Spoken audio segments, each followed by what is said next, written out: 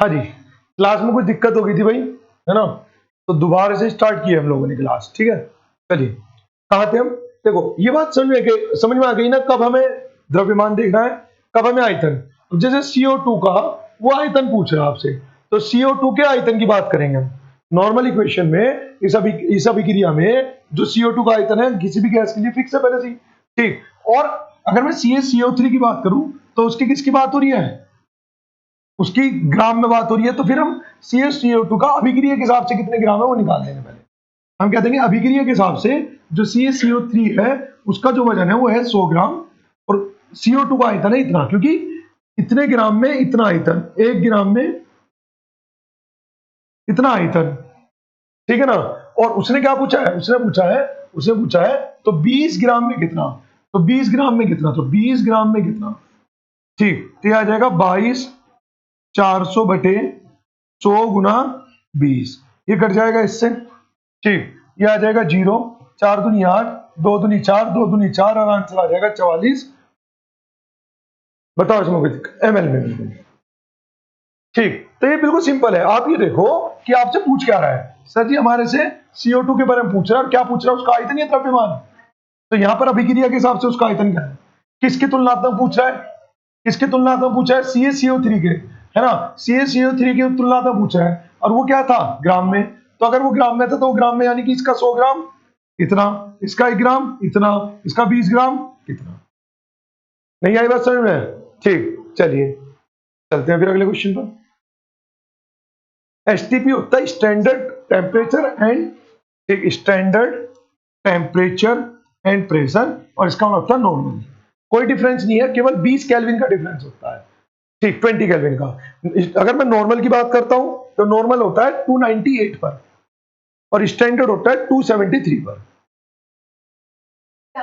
हाँ, तो उससे आयतन पे कोई फर्क नहीं पड़ता, दोनों स्थिति में जो आयतन है वो फिक्स है, चाहे STP हो चाहे NTP हो। इन्हीं क्वेश्चन में आप NTP और STP देखेंगे, बहुत सी बार वो कुछ भी नहीं कहता तब भी हम 22,400 लेके चलते हैं। ठीक है ना, इसका कोई फर्क नहीं पड़ेगा। क्या चीज, तो लीटर में ही तो आया है। ठीक, अभी से 1000 से भाग कर लो आप, भाई ML है, 1000 से भाग कर लो, वो तो तुम्हारी इच्छा है। जनरली ML में छोड़ देते हैं, जनरली क्या होता है ML में छोड़ देते हैं। ठीक, बाकी आप ML में लिख दो और उसके बाद लीटर में लिख दो, तो तुम्हारा नंबर कटेगा नहीं उससे। ठीक है ना, चलिए नेक्स्ट क्वेश्चन चलते हैं। जैसे अब अगला क्वेश्चन देखो, उसने आपसे ऑक्सीजन की बात करी है, किसमें, लीटर में। ठीक, प्राप्त करने के लिए कितना पोटेशियम क्लोराइड, पोटेशियम क्लोराइड का फॉर्मूला बता सकता है कोई, KClO3, KClO3, हाँ KClO। ठीक, उसने कहा है कितना के पोटेशियम क्लोराइड की आवश्यकता बनेगी।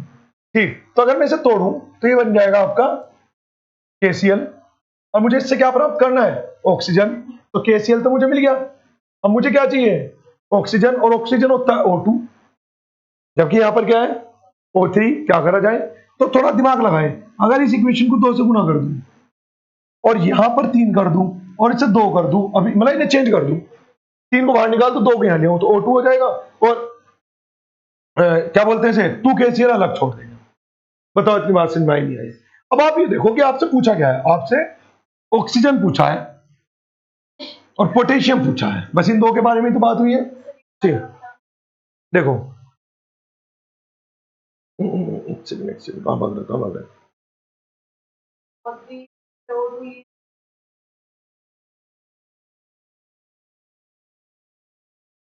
हाँ जी देखो, उसने अभिक्रिया से कहा है कि हमें क्या प्राप्त होगा, ऑक्सीजन, यानी कि O2 तो प्राप्त होगा। मेरे पास यहां पर क्या है O3, चाहिए क्या, अगर वो O3 O2 में कन्वर्ट हो जाता डायरेक्ट, तो जो एक O बचेगा उसका क्या करेंगे हम, कुछ भी नहीं। तो इसे इक्वेशन को बैलेंस करते हैं, यहां पर O3 है, मुझे O2 चाहिए, तो मैं इंटरचेंज कर देता हूं। देखो क्या कर देता हूं, 3O2 कर देता हूं, लेकिन वहां पे तो ऑक्सीजन कितना था 3, अब यहां पे कितना हो गया 6, तो जबकि इसे 6 बनाना है ऑक्सीजन को तो 2 से गुना करनी पड़ेगी। तो चेक करो ऑक्सीजन कितना हो गया 6, लेकिन फिर KCl कितना हो गया 2, जबकि यहां पर कितना है, तो उसे बैलेंस करने के लिए यहां पर इससे भी गुना कर देंगे। ठीक, मुझे इसका द्रव्यमान बताओ। उसने एक तो आपसे किसके बारे में बात की है, पोटेशियम क्लोराइड की बात की है, नंबर 1। ठीक, दूसरी किसकी बात की है, दूसरी उसने आपसे ऑक्सीजन की बात करी है। तो आपको केवल इसके बारे में और इसके बारे में, लेकिन ऑक्सीजन का क्या पूछा उसने, ऑक्सीजन का लीटर में पूछा है। लेकिन अगर मैं ऑक्सीजन की बात करूं तो ऑक्सीजन का जो द्रव्य आयतन होता है वो होता है 22,400, लेकिन कितने मोल है उसके, 3। तो ये 3 गुना 22,400 निकल जाएगा। भाई ऑक्सीजन गैस O2 का ही तो द्रव्यमान मतलब आयतन इतना है, लेकिन वो O2 तो नहीं है, वो 3 इंटू O2 है, तो फिर वो 3 इंटू 22,400 होगा। ठीक, मुझे इसका द्रव्यमान बताओ कितना है फटाफट। 1, क्या इससे 2 से गुना हो गई क्या इसमें, तो 2 से भी गुना करेंगे, कितना बैठेगा, 240, यानी कि 245 द्रव्यमान इसका है, ग्राम मतलब 245 ग्राम। तो ये है। अब मुझे बताओ आपसे क्या पूछा है, उसने ऑक्सीजन के बारे में पूछा है या पोटेशियम क्लोराइड के बारे में पूछा है, तो जो पूछा है वो राइट हैंड पर, यानी कि मैं कह दूंगा 3 गुना 22,400 लीटर होने पर हमें जो पोटेशियम क्लोराइड मिलता है वो है 245 ग्राम। पूछा क्या है क्वेश्चन में, ऑक्सीजन पूछ रहा है, सोचो जरा एक बार।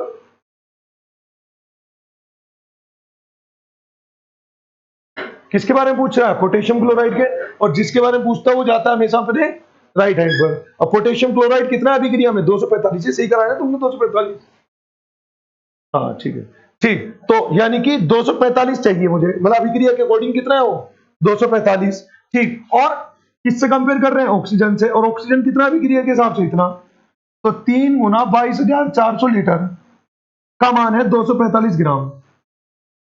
1 लीटर का मान है कितना, 245 बटे 2 गुना 22,400 लीटर। अच्छा सॉरी,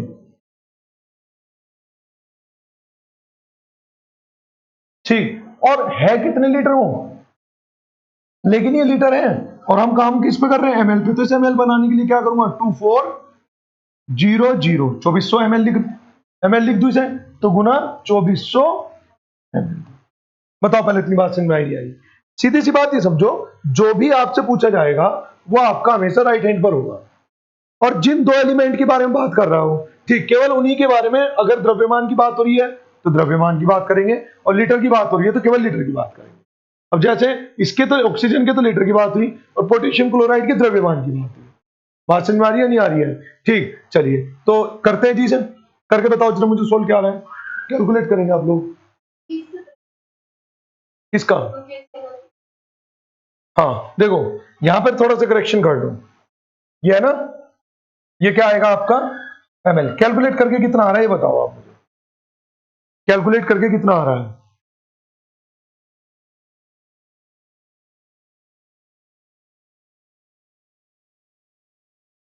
दो जीरो से 2 जीरो कट जाएंगे, ठीक, 3 × 8 = 24, ठीक है ना, 3 × 8 = 24, और ये कट जाएगा 4 से 2 बार, और 4 से कट जाएगा 4 × 5 = 20, 4 × 24, अभी भी कट जाएगा, ये 28 हो जाएगा। इसे डिवाइड करते हैं, और ये कितना बैठेगा, 28 का पढ़ा चलाते हैं, 8 बार चल जाएगा क्या, 28 अट्ठे चेक करते हैं, 28 गुना 8, 8 × 8 = 64, बचा कितना है 6, 8 दूनी 16, 16 और 6 22, 200 बिल्कुल चल जाएगा। अच्छा 9 बार देख लेते हैं, 12 और ये हो जाएगा 52 हो जाएगा, तो ये तो नहीं चलेगा, है ना। तो कितनी बार चलाया अभी हमने, 8 बार, तो 8 बार चलाने का मतलब हो गया 245 और 224, ये कितना आ जाएगा 1, ये कितना आ जाएगा 2, ठीक, पॉइंट लगाया तो कितना हो गया 0, ठीक, कितनी बार चल जाएगा अभी, ये चल जाएगा 7 बार, हाँ 7 बार चल जाएगा, तो लगभग 8.7 क्या आ जाएगा ग्राम, क्योंकि हम सब कुछ ग्राम में बदल चुके थे। नहीं समझ रहे बात को, हाँ भाई देखो सीधी सी बात है, अगर चीजों को लंबा याद रखना है ना, तो उन क्वेश्चनों को सोल्व करने का कुछ फंडा बना लो।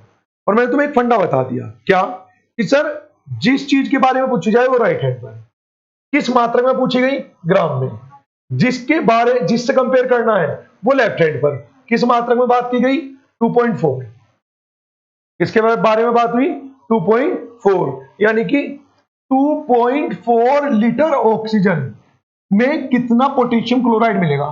तो जो पूछा गया है वो राइट हैंड पर। इसी वजह से देखो स्टार्टिंग में क्या लिखा है, पोटेशियम क्लोराइड अभिक्रिया के हिसाब से कितना है, तो अभिक्रिया के हिसाब से 245, कितने लीटर के लिए, इतने लीटर के लिए, या इतने एमएल के लिए, इतने एमएल के लिए इतना, 1 ml के लिए इतना, तो इतने एमएल के लिए कितना, आंसर आपके सामने। सिंपल ही तो है, जैसा कि तुम लोगों से कहा गया था स्टार्टिंग में कि ये सारा कॉन्सेप्ट चूंकि इसलिए जैसा है तो उसी के आधार पर तो काम कर रहे हैं हम। ठीक, चलिए आगे 23वां देखो। पहले एक बार ऐसे नहीं अफर दौड़ नहीं करनी, बिल्कुल भी आराम से क्वेश्चन को समझो क्या कह रहा है।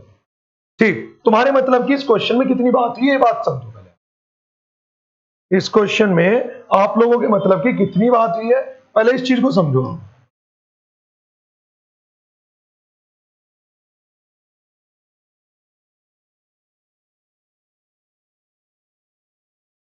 हाँ जी, इस चीज को समझो। ठीक, 23वां क्वेश्चन, CH4 के कितने मोल के दहन से 22 ग्राम CO2 प्राप्त हुए। ठीक, आप समझो आपसे क्या पूछा उसने, क्या प्राप्त करना, उसने किसका दहन करना, पहले देखो। CH4 के कितने मोल के दहन से, यानी कि CH4 के कितने मोल के दहन से, है ना, CO2 प्राप्त होगी। O2 तो मिल गया, C भी मिल गया, आगे क्या चाहिए मुझे, H4, तो केवल H4 तो नहीं निकाल सकता, हाइड्रोजन इतनी आसानी से तो नहीं मिलता, तो मैं अगर इसे 200 गुना कर दूं तो क्या 2H2O भी तो मिल जाएगा मुझे। भाई ऑक्सीजन तो CO2 तो मिल गया, जैसे C था, जैसे अगर मैं इस 2 से पहले की बात करूं, इस पूरे हाइड्रोजन वाइड्रोजन से पहले की बात करूं, देखो मान लीजिए इतनी अभिक्रिया इसने थ्योरी के अकॉर्डिंग हमें समझा दी। दहन का मतलब है O2 से अभिक्रिया कराना, है ना, दहन का मतलब क्या है, O2 से अभिक्रिया कराना, और उसने क्या कहा है, क्या निर्माण हो रहा है, CO2। हमने जितनी उसने थ्योरी दी उसके हिसाब से लिख लिया, जितना लिखा जा सकता है। लेकिन अब एक चीज समझो, सर जी मेरे पास कार्बन पूरा हो गया, मेरे पास ऑक्सीजन पूरा हो गया, और मुझे CO2 मिल गया, लेकिन अभी क्या बच रहा है, H4 किस रूप में निकलेगा, या तो हाइड्रोजन के रूप में निकलेगा, लेकिन हाइड्रोजन इतनी आसानी से नहीं निकलता, हाइड्रोजन इतनी सरलता से नहीं मिला करता, तो फिर यह हाइड्रोजन नहीं मिलेगा तो और क्या जल बन सकता है, तो जल बनाना है तो H2O हो जाएगा। समझो मेरी बात को। ठीक, लेकिन हाइड्रोजन कितने थे, कितने बनाए, तो 200 गुना करना चाहिए, तो हाइड्रोजन कितना हो जाएगा, 4। ठीक, और ऑक्सीजन कितना है, यहां 2 इस्तेमाल हो चुका, और यहां पर कितना हो गया, 2 यहां हो गया, तो टोटल 4 होना चाहिए, तो उसे बैलेंस करने के लिए 200 गुना। रटनी नहीं है, रटोगे तो भूल जाओगे। देखो मैं अगर रखता तो मैं शायद ना याद रख पाता। ठीक, तो रखनी तो है ही नहीं, बनानी है इक्वेशन को, कुछ ना कुछ उसके अंदर कॉन्सेप्ट ढूंढ ढूंढ के बनाना है आपको।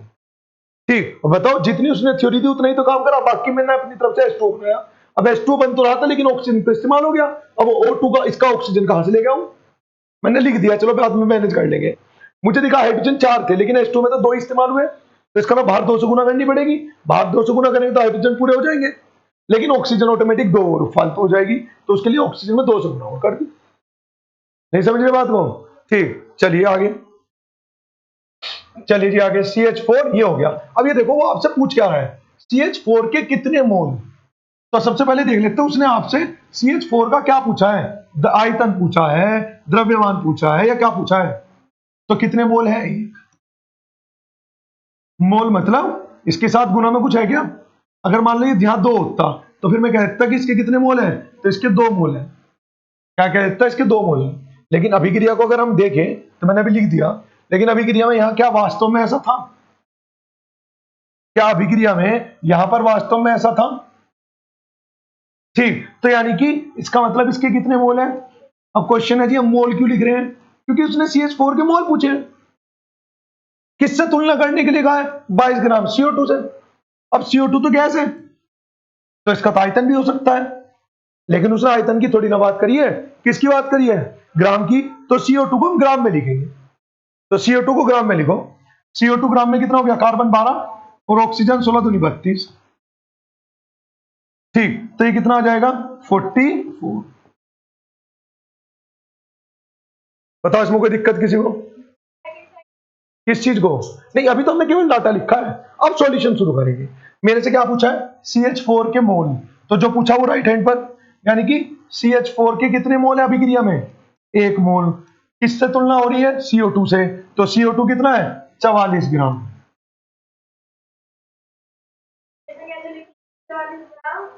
CO 44 ग्राम CO2 प्राप्त करने के लिए, क्योंकि CO2 तो प्राप्त हो रही ना, CO2 प्राप्त करने के लिए CH4 के 1 मोल की आवश्यकता है। 1 ग्राम CO2 प्राप्त करने के लिए 1/44 मोल की आवश्यकता है। और कितने ग्राम प्राप्त करना है? तो 22 ग्राम प्राप्त करने के लिए कितने मोल की आवश्यकता है? तो 0.5 मोल की आवश्यकता है। बताओ पहले बात समझ में आई है नहीं? फिर अभी लेवल बढ़ाएंगे। और अभी सीमांत अभिकर्मक के बारे में हमने कोई चर्चा नहीं करी, अभी वो ठंडा बैठा है, ठीक है ना, वहां तक हम जाएंगे आज।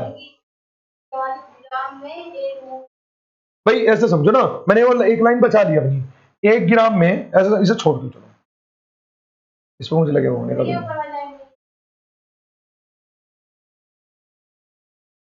एक सेकंड, बस वहीं पहुंचूंगा मैं। इसे थोड़ी देर के लिए एक साइड कर दो। अब देखो 44 ग्राम में, ठीक, आप ये देखो आपसे पूछा गया है, सबसे पहले इस क्वेश्चन में देख के बोल दो, तुम्हारे से पूछा गया है मोल किसके? CH4 के। मोल किसके? CH4 के। ठीक, तो ऐसे समझो CH4 के कितने मोलों के दहन से 22 ग्राम CO2 प्राप्त होगी? समझो, तो उसने पूछा है CO2 के बारे में पूछा है, ठीक, 22 ग्राम CO2 किस रूप में दे दी? तो मैंने अभिक्रिया से CO2 का ग्राम में वजन निकाला, और CH4 के बारे में मोल में बात हो रही थी, CH4 के कितने मोल? अगर इसके जैसे इसके कितने मोल होते हैं O2 के, तो O2 के 2 मोल कहता है। ठीक, तो हमारे से जो बात कर रहा है वो एक तो CH4 की बात कर रहा है, और दूसरी किसकी बात कर रहा है? CO2 की बात कर रहा है। इसके अलावा और किसी के बारे में बात नहीं कर रहा। हम भी यहां उसी बारे में बात करेंगे। CH4 के मोल की बात कर रहा है, 1 मोल। ठीक, मेरे से बात कर रहे हैं वो किसकी? CO2 के ग्राम में। तो CO2 के ग्राम में कितने बैठेंगे? तो CO2 के अभिक्रिया के हिसाब से 44 ग्राम। यहां तक कोई मसला हो तो बताओ। ठीक, यानी कि 44 ग्राम। अब क्वेश्चन को सॉल्यूशन की तरफ पूछते हैं। जो चीज पूछता है वो राइट हैंड पर है, तो उसने क्या पूछा है? CH4 के कितने मोल मिलेंगे? तो CH4 के कितने मोल थे अभिक्रिया में? 1 मोल, वो राइट हैंड पर। और किसके बारे में बात हो रही है? ठीक, 22 ग्राम। तो यानी कि मैं क्या दूंगा? 22 ग्राम ऑक्सीजन, वो कार्बन डाइऑक्साइड, लेकिन अभिक्रिया के हिसाब से कितना कार्बन डाइऑक्साइड है यहां पर? तो मैं क्या दूंगा? 44 ग्राम, तो 1 मोल है इसका। 1 ग्राम, तो इतने मोल है इसके। और इसका कितने ग्राम है CO2 का? 22 ग्राम। तो इसके कितने मोल हो जाएंगे? इसके मोल हो जाएंगे 1/44 गुना 22।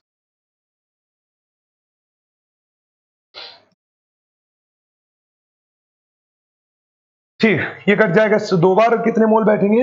आधा मोल। बताओ इसमें कोई दिक्कत किसी को? ठीक, हाँ जी। अभी तक आप जो सवाल करवा रहे थे अभी की को बैलेंस नहीं कर रहे थे, अभी से पहले मतलब कर तो मुझे से पहले की जो क्लासेस में हमने अभी की जो थी वो बैलेंस नहीं। अभी देख लेते हैं, 2 मिनट लगेगी।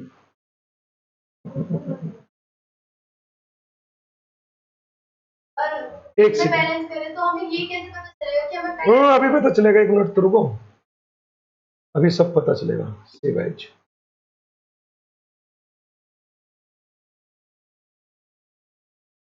ये है इसका नाम।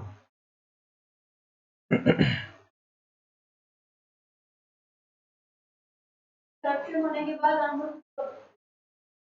अभी एक मिनट, 1 मिनट, उसके लिए 2 मिनट रुकना पड़ेगा ना, तभी तो तुम मेरी बात को समझ पाओगे भाई साहब।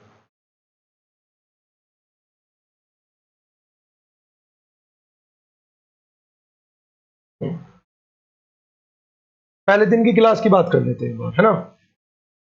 Import PDF lecture 1। हाँ, ये रहा।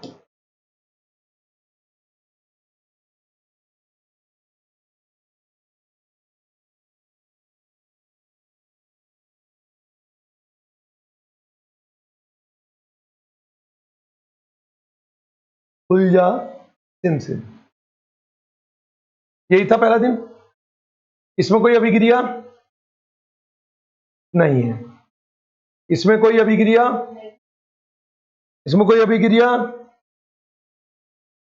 इसमें कोई अभिक्रिया, इसमें कोई अभिक्रिया, इसमें इसमें इसमें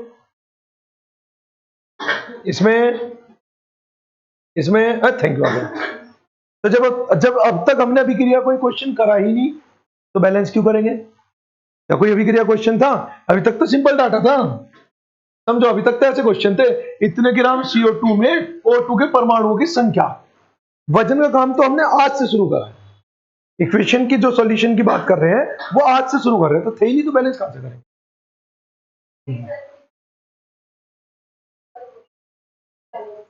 एक बार इस क्वेश्चन को पढ़ो, क्या कह रहा हो। इसे छोड़ो, पहला क्वेश्चन पढ़ो वहां से जल्दी से। कहां जा रहा? देखो सबसे पहला क्वेश्चन पढ़ो, क्या पूछ रहा है आपसे। वो कह रहा है कि 36 ग्राम H2O में मोलों की संख्या ज्ञात कीजिए। अभी तक जितने भी क्वेश्चन थे ना, ठीक, अभी तक जितने भी क्वेश्चन थे वे केवल अणुओं पर काम कर रहे थे। किस पर काम कर रहे थे? यानी कि हाइड्रोजन में कितने ग्राम, 36 ग्राम हाइड्रोजन में मोलों की संख्या ज्ञात कीजिए। तभी तक वो कह रहा था कि अगर हाइड्रोजन है, जैसे जनरली हाइड्रोजन कितने ग्राम था, क्या पूछ रहा था वो मोल, तो 18 ग्राम में 1 मोल, ठीक, तो 36 ग्राम में कितने मोल। अभी तक जो हम काम कर रहे थे वो मोलों की संख्या पे काम कर रहे थे। अब जो हम काम कर रहे हैं वो इक्वेशन पे काम कर रहे हैं। एक अभिक्रिया हो रही है, ठीक, एक अभिक्रिया हो रही है, उस अभिक्रिया में ये दो अभिकारक हैं और ये दो क्या है, अभी उत्पाद है। तो अगर अभिकारक कितना है तो उत्पाद कितना होगा। अभी इससे पहले वाले क्वेश्चन में, इन क्वेश्चनों की बात करूं तो इन क्वेश्चनों में ऐसा कुछ नहीं था। इन क्वेश्चनों में सिंपल एक अणु दे रखा था और उसके परमाणुओं के बारे में पूछ रहा था।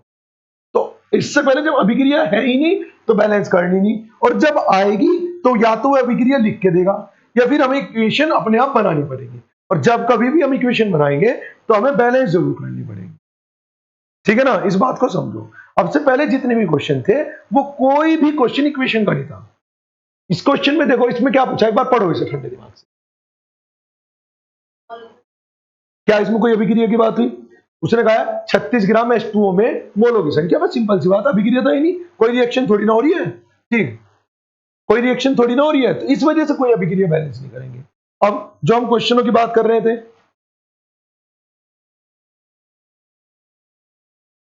मिल गई?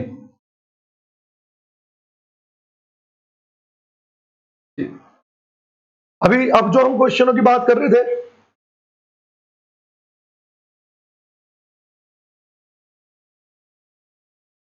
किस नाम से थी अभिक्रिया वो?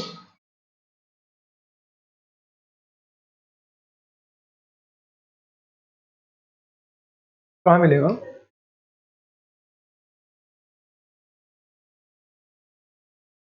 ये तो था।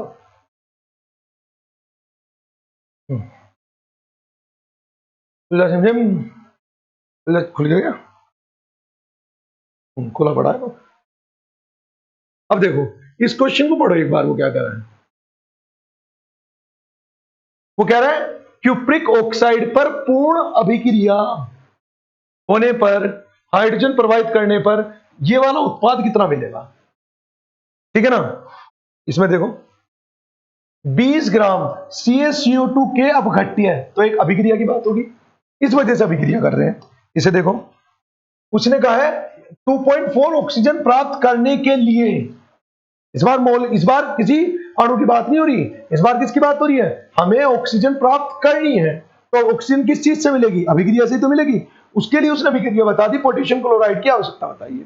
तो पोटेशियम क्लोराइड था KClO3। अब इससे हमने ऑक्सीजन निकाल ली और बाकी उत्पाद हमें सोचना पड़ेगा थोड़ा सा, लेकिन ये भारी नहीं है, समझो मेरी बात को।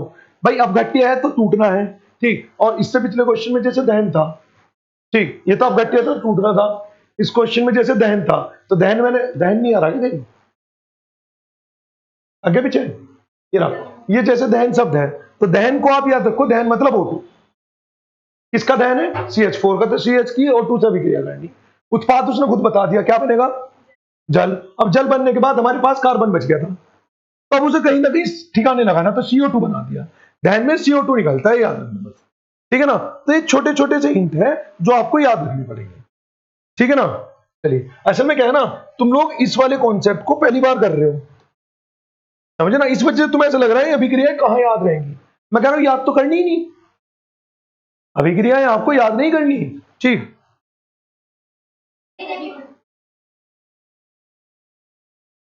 ये तो हो गया ना कंप्लीट। एक बार क्वेश्चन पढ़ो, क्या कह रहा हो, जोर जोर से पढ़ो ताकि मैं भी सुन पाऊं। तो दहन होना मतलब ऑक्सीजन से अभिक्रिया कराना, ठीक। तो ये आ गया अभिक्रिया की बात। एक मिनट आ रहा हूं बस, ठीक है ना। तो इस चीज को समझो। नेक्स्ट क्वेश्चन देखो, ये रहा नेक्स्ट क्वेश्चन, एक बार इसे सोच समझ के करो। एक सेकंड आया, जितना सोचा था उतना नहीं हो पाया आज, तो इसका बदला तो लूंगा मैं। कब को लूंगा? कल को लूंगा, दो बार बुलाऊंगा, ठीक। कल को मुझे न्यूमेरिकल खत्म करना है कुल मिला के कैसे भी करके, ठीक। अब छोड़ना मैं कुछ नहीं चाह रहा, देखो छोड़ना मतलब मैं अगर मैं कुछ छोड़ूंगा ना, तो मैं हद से अगर न्यूमेरिकल में एक कुछ छोड़ूंगा तो हद से एक ही दिन बचा पाऊंगा। या तो ऐसा न्यूमेरिकल छोड़ दिया मैंने 2-4 और 15-20 दिन बच गए, तब तो छोड़ने का फायदा भी है। एक दिन के लिए क्यों लाना लेना खाऊंगा। हाँ, हाँ, मोल समझो ना, एक सेकंड, ठीक है। देखो, उसे पूछा CH4 के कितने मोल है, तो ये मोल, ये जो इनकी गुना में होते हैं ना, ये भी मोल ही होते हैं। क्या लिखते हैं? वो तो असल में वो क्या है, एक मोल में वो अणुओं की संख्या है, मोल तो एक ही है। समझो, मान लीजिए मैं एक दर्जन केले लाया, तो एक दर्जन मतलब जैसे मोल, कितने केले, संख्या में कितने केले? 12, तो 12 मतलब वो 6.22। एक मोल बोलते हैं जब हमारे पास है ना 6.022 इंटू 10⁻23 अणु हो जाए, या फिर इतने परमाणु हो जाए, तो इतने परमाणुओं को या इतने अणुओं को एक मोल कह देते हैं। जैसे 12 केले को हम एक दर्जन कह देते हैं। समझ पा रहे हो ना मैं क्या कह रहा हूं? तो एक मोल एक संख्याओं का एक संगठन है, ठीक है ना। हाँ जी, चेक, एक सेकंड में पहले मैं क्वेश्चन देख लूं।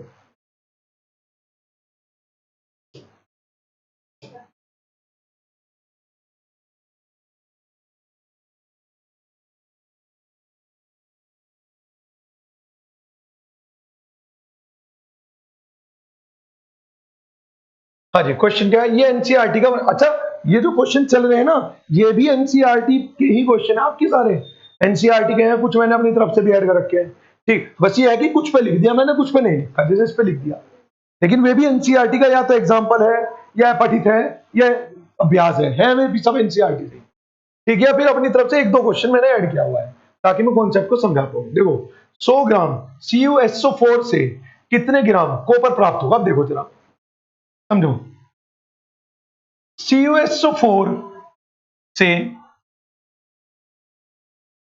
मुझे क्या प्राप्त करना है? कॉपर प्राप्त करना है। तो कॉपर और SO4 की बात कर दूं क्या? भाई कॉपर प्राप्त करना है तो कॉपर अलग निकाल दो, SO4 अलग निकाल दो, हो गया काम, कुछ करने की जरूरत ही नहीं।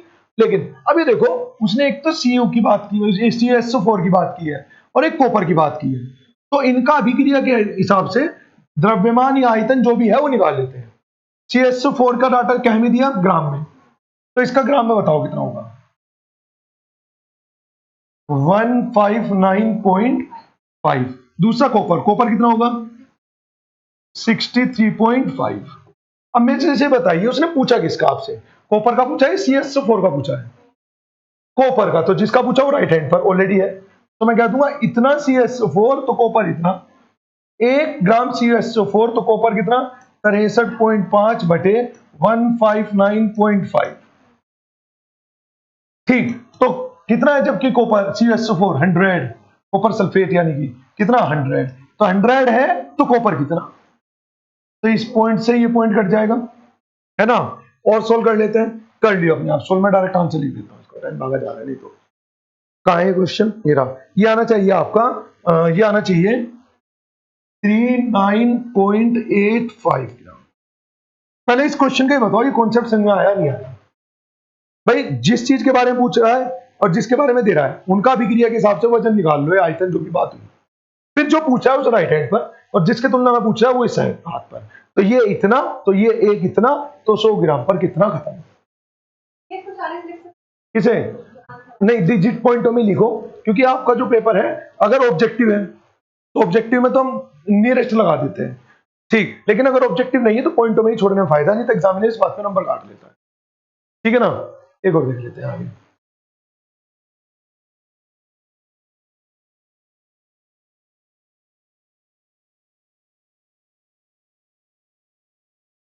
देखो जी, एथेन गलत लिख दिया ना, एथेन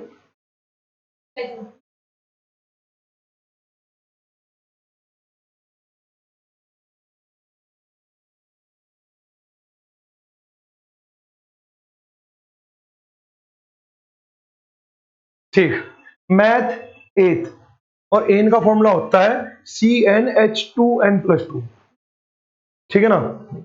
ये हो गया एथेन के 1 मोल में निम्नलिखित की गणना कीजिए, तो एथेन का 1 मोल ही है, इसमें कार्बन परमाणु के कितने मोल है 2 मोल,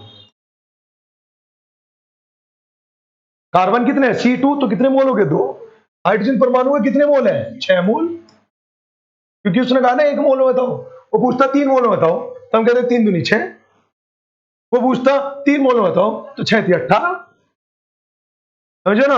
अब एथेन के अणुओं की संख्या पूछ ली, एथेन के अणुओं की संख्या, एथेन में कितने अणु है, तो कितने मोल में पूछा हूं, तो एथेन तो अणु है ना एक अणु, और 1 मोल में कितने अणु होते हैं 6.02 इंटू 10⁻23 आंसर। कुछ था इसमें, कुछ भी नहीं था, लेकिन ये देख के ऐसा लगता हो इतना बड़ा क्वेश्चन, 3 क्वेश्चन, हाय दैया क्या करूं, नहीं ठीक, पहले बताओ यहां तक की बात समझ में आई है नहीं आई, ठीक।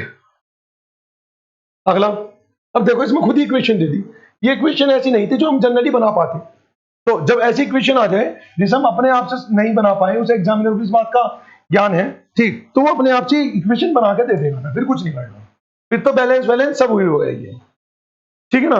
देख लो, चाहे प्रयोगशाला में क्लोरीन का निर्माण मैग्नीज डाइऑक्साइड को जलीय HCl के साथ अभिक्रिया द्वारा निम्न अभिक्रिया से के द्वारा किया गया, यह अभिक्रिया दे दी 5 ग्राम MnO2 के साथ HCl के कितने ग्राम, तो एक तो उसने किसकी बात की है MnO2 की, दूसरी किसकी बात की है HCl की, ठीक, कितने ग्राम HCl मिलाया जाए ये कह रहा है बस, ठीक, तो उसने MnO2 का द्रव्यमान निकाल लेंगे, HCl का निकाल देंगे, किसका पूछ रहे हो HCl का, तो हम कह देंगे अभिक्रिया के हिसाब से इतना HCl इतने MnO में,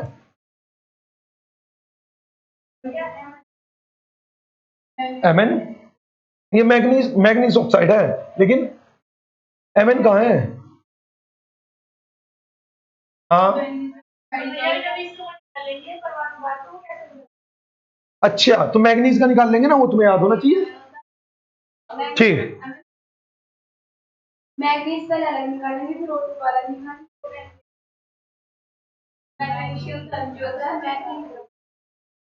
ठीक, हाँ, तो ये Mn का तुम्हें परमाणु क्रमांक एक बार गूगल करना, नहीं तो बुक में देखना सारणी में, Mn का होता है जो द्रव्यमान, पक्का, और ये कितना हो जाएगा O2 यानी कि 2 × 16, तो इतने में इतना HCl, तो एक में इतना HCl, तो किसका पूछ रहा हूं, वो पूछा 5 ग्राम में कितना HCl, एक क्वेश्चन आप लोग खुद से करके देखना, ठीक है ना, एक क्वेश्चन आप लोग खुद से करके देखना, हाँ लिख लो कोई बात नहीं। चलिए भाई यहीं पे कर रहा हूं मैं क्लास समाप्त, अगली क्लास फिर शुरू करूंगा आप लोगों की सेकंड अगले लेक्चर से, है ना।